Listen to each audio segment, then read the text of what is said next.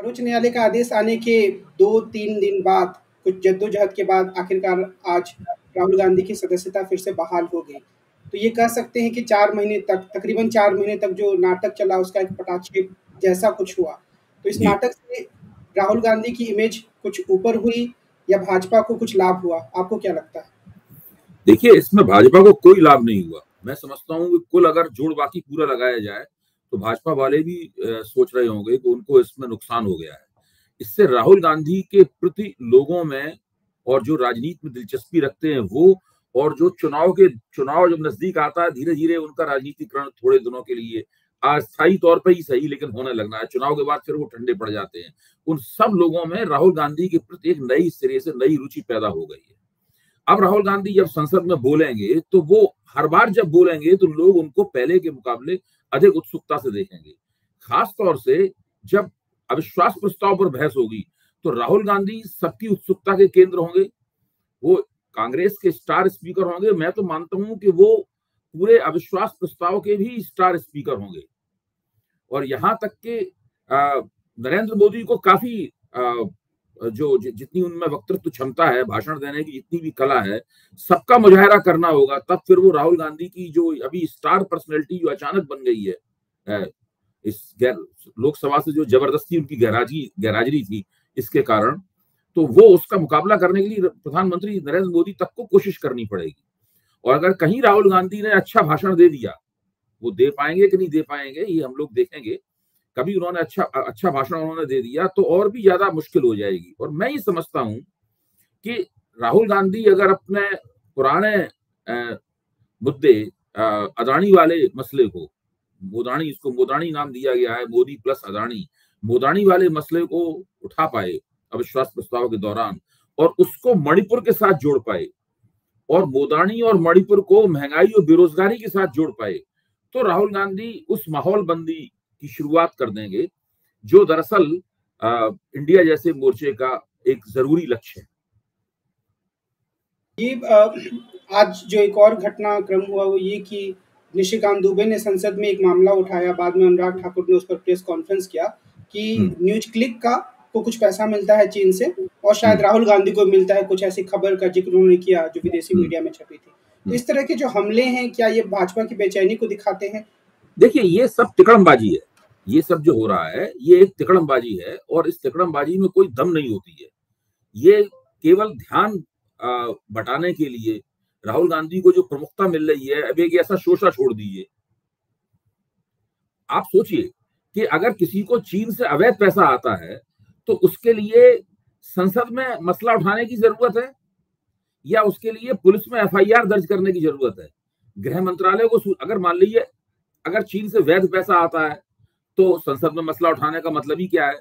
और अगर उससे अवैध पैसा आता है, राहुल गांधी को अगर अवैध पैसा मिल रहा होगा या किसी और जरिए से मिल रहा होगा तो अभी तक सरकार ने उनको छोड़ा होता। ये सिर्फ एक स्पिन, इसको कहते हैं स्पिन डॉक्टरी। ये सिर्फ पूरी, चूंकि राहुल गांधी को एक विशेष प्रमुखता मिल रही है और उस प्रमुखता मिलने के पीछे में बीजेपी का किया हुआ काम है, तो बीजेपी उसकी जिम्मेदार है। तो उसको थोड़ा सा कुछ मोड़ दे दिया जाए, थोड़ा भटका दिया जाए उसको, इसके लिए ये सब तिकड़मबाजी है और इसके अलावा कुछ नहीं।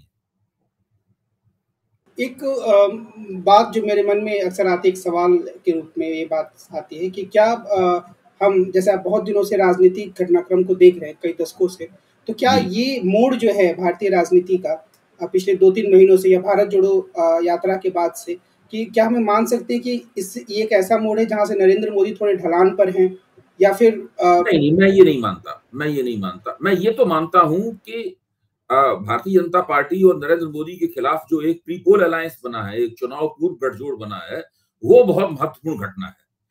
उससे निकट भविष्य में भारतीय राजनीति को एक मोड़ मिल सकता है, नया मोड़ आ सकता है उसके अंदर। लेकिन अभी उसमें बहुत सारा काम करना बाकी है विपक्ष को।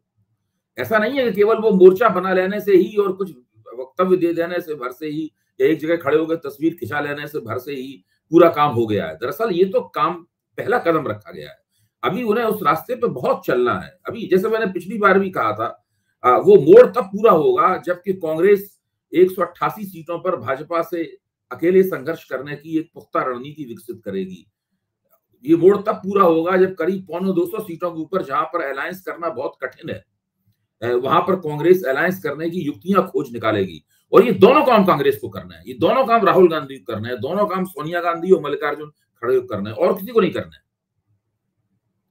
तो ये बहुत, कांग्रेस को 188 वो और 175 सीटें वो, इतनी सीटों पर, यानी 350 से ज्यादा सीटों के ऊपर कांग्रेस को चुनाव लड़ने की कुशलता, चुनाव जीतने की कुशलता और गठजोड़ बनाने की कुशलता, इन सबका प्रदर्शन करना होगा। देखिए 2024 की लड़ाई के का मुख्य योद्धा कौन है? मुख्य योद्धा कांग्रेस है। बाकी सबकी भूमिका आनुषंगिक होगी, पूरक भूमिका होगी, कॉम्प्लीमेंट्री भूमिका होगी बाकी सबकी, और किसी की देखिए उसमें। और ये इसलिए नहीं कि कांग्रेस की मैं तरफदारी कर रहा हूं, राहुल गांधी की तरफदारी कर रहा हूं। आप जानते हैं मैं कांग्रेस और राहुल गांधी का प्रशंसक नहीं हूं।